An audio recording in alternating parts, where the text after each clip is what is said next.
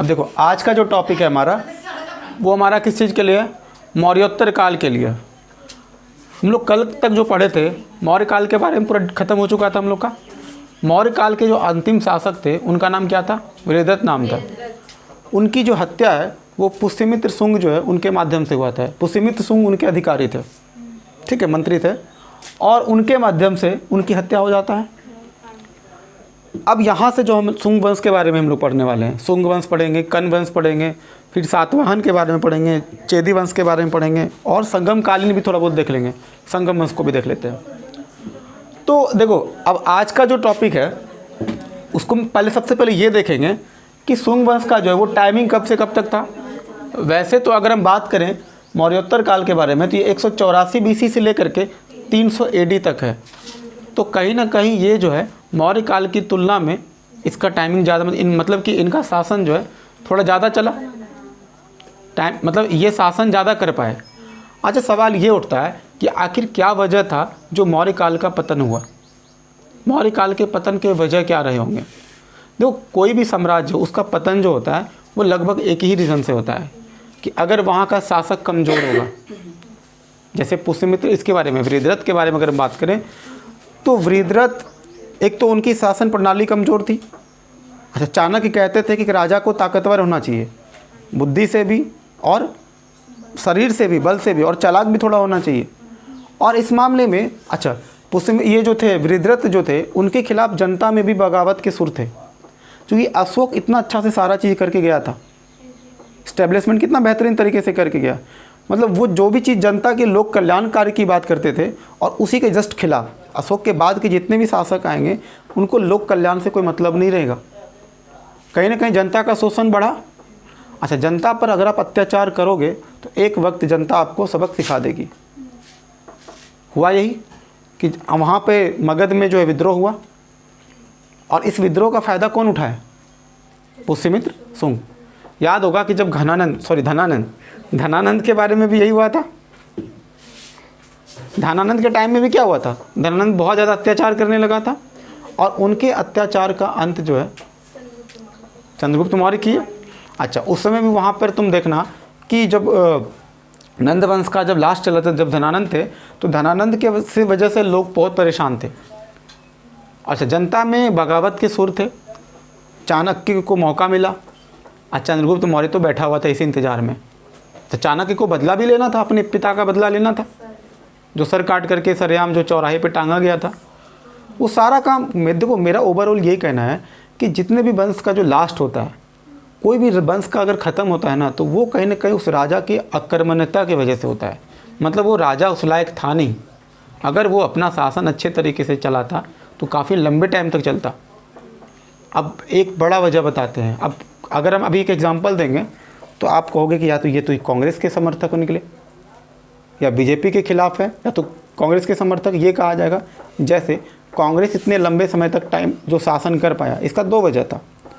पहला वजह तो ये था कि उनके खिलाफ कोई दूसरा पार्टी कभी मजबूत वो होने नहीं दिया, कांग्रेस।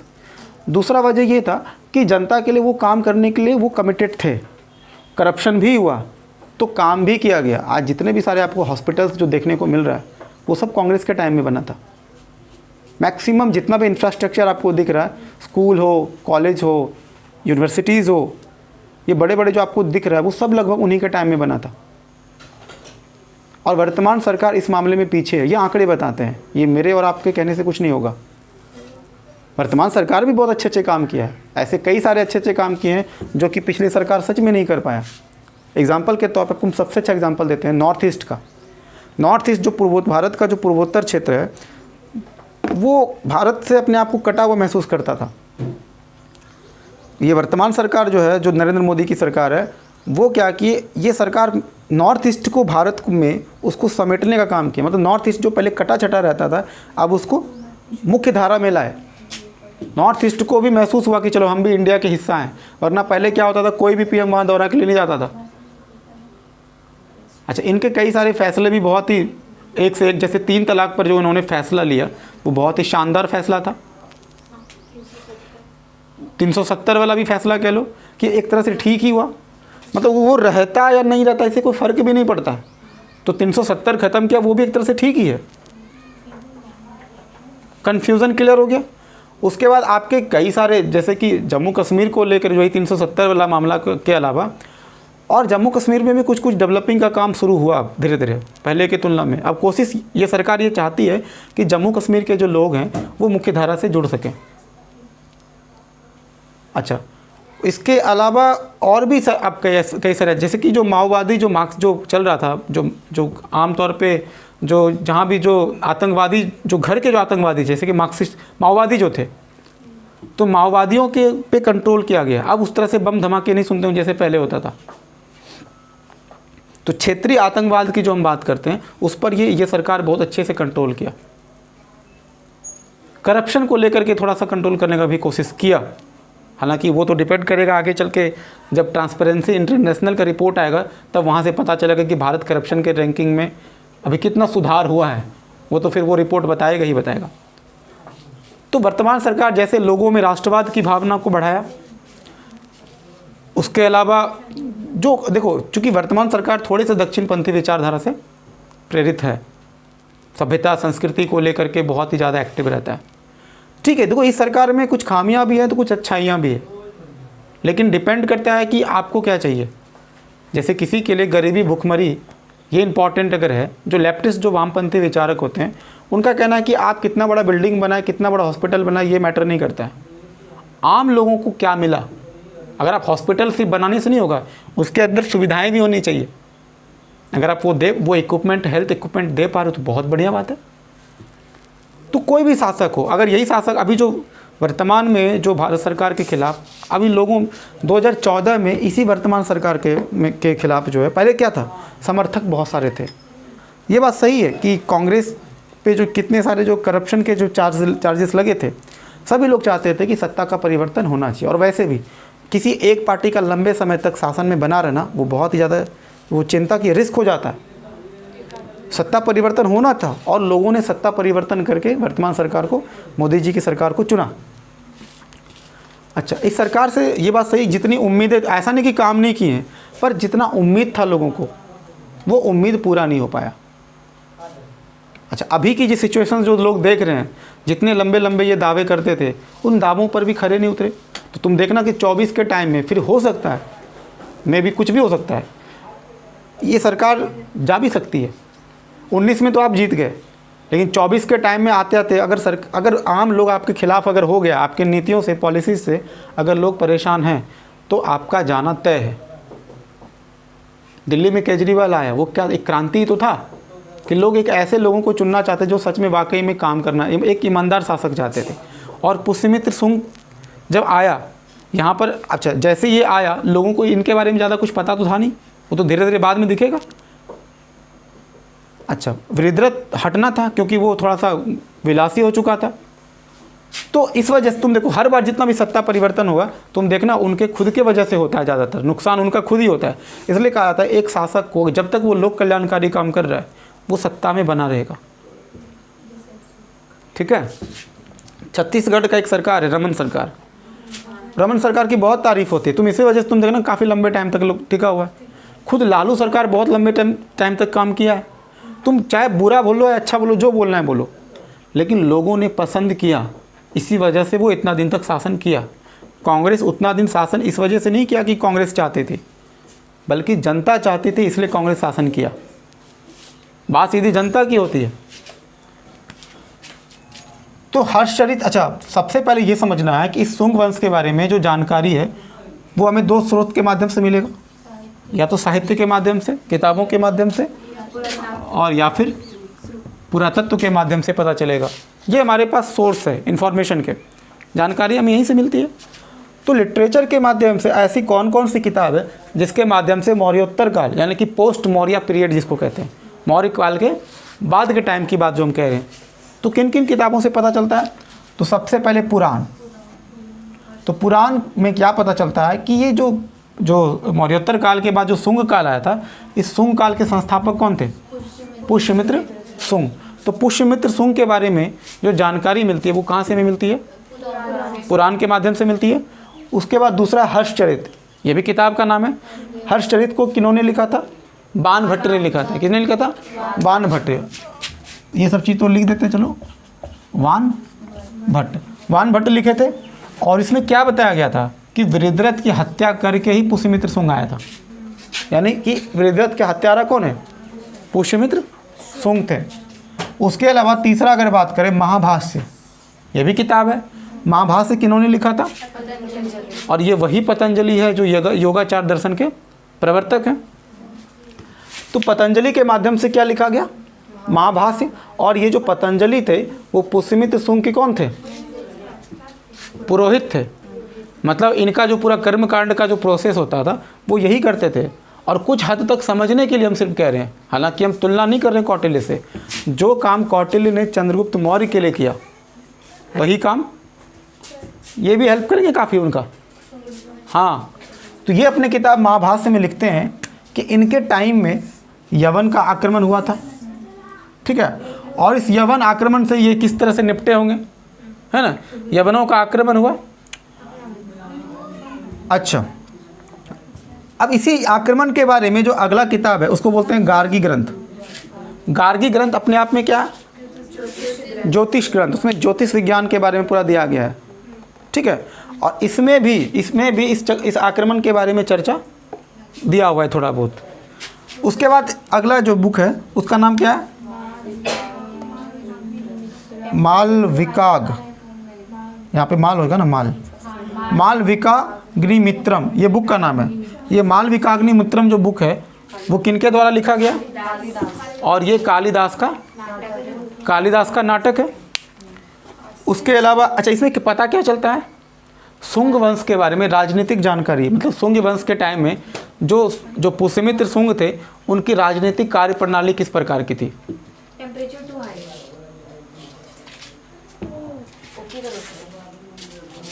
एक मिनट, फोन को ठीक है। तो अच्छा, मालविकाग्निमित्रम से क्या पता चलता है? इसमें कालिदास के नाटक के बारे में बताया गया है। अच्छा, कालिदास तो एक बहुत ही शानदार राइटर थे, तो सबको पता होगा। और ये जो लिखे थे उसमें मालविकाग्निमित्रम में हम कभी बाद में इसकी चर्चा करेंगे कि इसमें किस चीज़ के बारे में वो बताए थे, ठीक है। जब हम आर्ट एंड कल्चर का टॉपिक पढ़ेंगे वहाँ पर ये चीज़ फिर दोबारा आने वाला है। तो इसमें राजनीतिक जानकारी किस चीज़ के बारे में पता चलता है? पुष्यमित्र शुंग के बारे में जानकारी मिलता है, ठीक है। उसके बाद एक किताब कौन है? दिव्यावदान। इस दिव्यावदान में क्या चीज़ के बारे में बताया गया है कि जो अशोक के जो 84,000 स्तूप जो बनवाए थे वो अपने टाइम में, उस सारा का सारा ये तोड़वा दिया पुष्यमित्र शुंग। अब आप इसी से अनुमान लगा लो ये मौर्य काल के जो शासक से कितना नफरत करते थे, ठीक है। तो कहने का मतलब ये है कि अब यहाँ से जो हम इनके बारे में पढ़ना शुरू करेंगे तो इनके आइडियोलॉजी, इनकी माइंडसेट को समझ में आएगा कि ये आखिर किस तरह से सोचते थे। इनको स्तूप वगैरह बिल्कुल पसंद नहीं था, यानी कि कहीं ना कहीं बौद्ध धर्म के विचारों से ये सहमति नहीं रखते हैं, है ना। उसके बाद जो हमारा देखते हैं इसी काल के बारे में जानकारी कहाँ से मिलता है? पुरातात्विक स्रोत की अगर हम बात करें तो वहाँ पर अयोध्या अभिलेख। इस अयोध्या अभिलेख में पुष्यमित्र शुंग के द्वारा जो अश्वमेध यज्ञ जो करवाया गया था उस समय, उनके बारे में जानकारी है। अच्छा, ये यज्ञ करवाएंगे कौन? ये भाई साहब जो हैं ये पुरोहित हैं, इन्हीं के माध्यम से करवाया जाएगा। अच्छा, इस चीज़ के बारे में जो जानकारी, ये जो अभिलेख है, जो चूँकि इस अभिलेख से पता चलता है ना कि पुष्यमित्र शुंग जो अपने टाइम में अश्वमेध यज्ञ करवाए थे, ये तो अभिलेख में लिखा हुआ है। लेकिन ये अभिलेख लिखवाया कौन, खुदवाया कौन? तो वो धनदेव, ठीक है, जो इनके उत्तराधिकारी थे। उसके बाद देखते हैं बेसनगर का अभिलेख। तो बेसनगर का अभिलेख जो है इसमें किस चीज़ की जानकारी मिलती है? जो यवन के जो वहाँ से जो आए थे, जो राजदूत थे उसमें जो हेलियोडोरस था उनके बारे में हमको कहाँ से जानकारी मिलती है? बेसनगर का अभिलेख में पता चलता है। और इसमें एक चीज़ और ये पता चलता है कि यहाँ से इस काल में शुंग वंश के टाइम में भागवत धर्म की लोकप्रियता ज़बरदस्त था। अच्छा देखो, पुष्यमित्र शुंग के टाइम में तुम देखना कि ये क्या करेंगे, चुन कर बहुत सारे बौद्धों को हत्या करते हैं, बौद्ध भिक्षुओं की। यहाँ से अच्छा, बौद्ध धर्म का जब हम लोग पतन पढ़े थे, याद करना, बौद्ध धर्म का पतन में देखे थे ना कि बौद्ध धर्म का पतन के पीछे तो वो खुद भी जिम्मेदार है। जो बौद्ध मठ था जहाँ पर जो इसको कि विहार कहते हैं, विहार में चूँकि अब चीज़ें बदल चुकी थी, दान दक्षिणा इतना ज़्यादा मिला था कि अब भिक्षु अब वो ज़िंदगी पहले वाला नहीं जीते थे, अब तो भोग विलास की ज़िंदगी जीते थे, संपत्ति बहुत ज़्यादा था, ऐशो आराम की ज़िंदगी जी रहे थे। तो ऐसे में तो अब तो वो टारगेट भी बन जाएंगे, विदेशी लोग आएंगे तो उस पर आक्रमण भी करेंगे। अच्छा, धीरे धीरे जो कर्मकांड कि बौद्ध धर्म के विरोध, बौद्ध धर्म में जिस कर्मकांड का पहले विरोध किया गया था, अब वही कर्मकांड बौद्ध धर्म में आ गया। तो उस धर्म का पतन के पीछे रीज़न वो खुद ही है। अच्छा, इधर हिंदू धर्म में सुधार हुआ, हिंदू धर्म में उस समय सुधार का काम चल रहा था, और उधर से बौद्ध धर्म का पतन चल रहा था। और ऐसे में क्या हुआ कि ये पूरा का पूरा जो बहुत सारे जो कई सारे जो बौद्ध भिक्षु हैं उनकी हत्याएं किया जाएगा, स्तूप तुड़वाया जाएगा, बहुत जगह बौद्ध विहार को नष्ट करवा देगा ये। ठीक है, तो भागवत धर्म बहुत ज़्यादा पॉपुलर हो चुका था, अब लोग इस धर्म को मानते थे, क्योंकि इस भागवत धर्म के अनुसार जो है सबको लगभग बराबर समझा गया था, किसी के साथ कोई भेदभाव नहीं होगा। ईश्वर की नज़र में सभी लोग, जो बराबर का जो कंसेप्ट है वो यहीं से आया, भागवत धर्म से आया था, जिसमें श्री कृष्ण की चर्चा आपको देखने को मिलेगी। भागवत धर्म के श्री कृष्ण के माध्यम से कई तमाम तरह की बातें हम लोग यहाँ से पढ़ते हैं। उसके बाद भरूत लेख, भरूत लेख जो है इसमें भी शुंग वंश के बारे में जानकारी मिलता है। तो इस तरह से हमारा शुंग वंश से संबंधित जो भी हमारे जो जानकारी के स्रोत थे, मतलब आपको पता कहाँ से चला था इस शुंग वंश के बारे में डिटेल से, वो हम लोग, ये वाला हमारा टॉपिक फिनिश हुआ। अब हम लोग जो अगला टॉपिक पढ़ने वाले हैं वो क्या है, पुष्यमित्र शुंग के बारे में। ठीक, देखो अभी चूँकि पुष्यमित्र शुंग के बारे में पढ़ने वाले थे, लेकिन उससे पहले थोड़ा ये देख लेते हैं कि मौर्योत्तर काल में कितने सारे शासक आए थे। ठीक है, उसके बाद हमारा स्टार्ट होगा यहाँ से। तो मौर्योत्तर काल में जो शासक थे उसमें दो तरह के शासक आए थे यहाँ पे, कुछ तो देसी शासक थे, तो इनका भी शासन हम लोग देखेंगे, और विदेशी शासक है, दोनों का शासन चलेगा यहाँ पे। इसीलिए हम देखे थे कि जो मौर्योत्तर काल का जो टाइम पीरियड है वो काफ़ी ज़्यादा लंबा हो जाता है, क्योंकि इसके बाद क्या होगा, फिर गुप्ता वगैरह देखेंगे बाद में जाके। अब देसी शासन में, देसी शासक की अगर हम बात करें तो शुंग वंश सबसे पहले आते हैं, उसके बाद फिर कौन आएगा, कर्ण वंश, उसके बाद सातवाहन वंश, उसके बाद चेदी वंश या फिर जिसको महामेघवाहन वंश कहते हैं, और ये फिर संगमकालीन, ये सारा चीज़ देखेंगे हम लोग। अच्छा, विदेशी शासक में कौन कौन आता है, इंडो ग्रीक आएगा, शक आएगा, पार्थिवन आएगा, और कुषाण आते हैं। इन सारे लोगों का शासन यहाँ पर दिखता है। तो शुंग वंश में, शुंग वंश के संस्थापक कौन है, पुष्यमित्र शुंग। कर्ण वंश के संस्थापक कौन है, वसुदेव। सातवाहन वंश के कौन है, सिमुख। और चेदी वंश का कौन होगा, खारवेल। ये वही खारवेल है जो हाथी गुम्फा अभिलेख बनवाते हैं। ठीक है, उसके बाद संगम कालीन में कई सारे शासक दिखते हैं, संगम काल के टाइम में।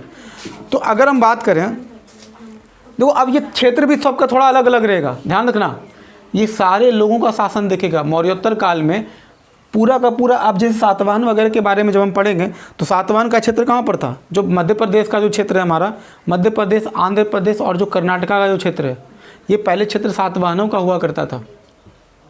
ठीक है, फिर संगम काल में देखेंगे चोल, चेल, पांडे वगैरह के टाइम में जो शासन आते हैं, तो ये सब तो मौर्योत्तर काल ही तो हुआ। इनके बारे में पूरा डिटेल से हम लोग पढ़ेंगे। अच्छा, विदेशी शासक जो आते थे यहाँ पे, जो आए थे, उनके आने के पीछे रीज़न कैसे रहा होगा, मतलब वो कैसे आए होंगे वो समझो पहले। चूँकि भारत और रोमन साम्राज्य के बीच क्या चलता था, व्यापार चलता। रोमन साम्राज्य वही है जो आज का इटली वगैरह जो क्षेत्र जो आप कहते हो, इटली, जर्मनी का जो क्षेत्र है, टर्की का जो क्षेत्र है, वो पहले क्या था, रोमन साम्राज्य पहले बहुत बड़ा हुआ करता था। ठीक है, तो इस रोमन साम्राज्य से भारत का व्यापार चलता था। व्यापार तो हर साल में रहा है, मौर्य काल में भी हम लोग देखे यहाँ से अच्छा खासा व्यापार होता था। तो व्यापार में हम लोग वहाँ से क्या लाते थे, हम लोग वहाँ से सोना, चांदी, बहुमूल्य पत्थर ये सब लेकर आते थे, और बदले में हम क्या देते थे, मलमल के कपड़े, मलमल देते थे। और क्योंकि इन लोगों के पास इस चीज़ का, जिस चीज़ का कमी था हम लोग वो देते थे, और हम लोग के पास जिस चीज़ का कमी था हम लोग वहाँ से मंगवाते थे। अच्छा, ये जो आते थे किसी न किसी रास्ते के व्यापारिक मार्ग हुआ करता होगा कोई ना कोई। याद है जब सिकंदर आया था आक्रमण करने के लिए धनानंद के टाइम में, तो उनके आने के वजह से एक फ़ायदा ये भी हुआ था कि वो कई सारा व्यापारिक मार्ग उनके वजह से खुला। तो व्यापार और वाणिज्य का विकास तो हड़प्पा काल से भारत का चल रहा है, ये कोई नया बात नहीं है। उस समय भी दिलमन, बहरीन सबसे व्यापार होता था हम लोग का, मेलुहा सबसे व्यापार होता था उस समय। और अभी के हिसाब से अगर हम मतलब कि उस समय के हिसाब से बात करें मौर्योत्तर काल के टाइम में, ये व्यापार शासक बेशक बदल जाएंगे लेकिन व्यापार कभी नहीं बदलेगा। व्यापार लगातार चलते रहेगा चलते रहेगा चलते रहेगा कंटिन्यू। और अभी भी देख रहे हैं। तो अब जो हमारा जो देखो ये जो था हमारा मौर्योत्तर काल के बारे में थोड़ा सा बेसिक्स था हमारा। अब जो हमारा टॉपिक होगा वो क्या होगा, अब हमारा होगा शुंग वंश से स्टार्ट। हम लोग बारी बारी करके देखेंगे हमको एक एक चीज़ करके बारे में, ठीक है। तो ठीक है, इसके बाद नेक्स्ट करते हैं।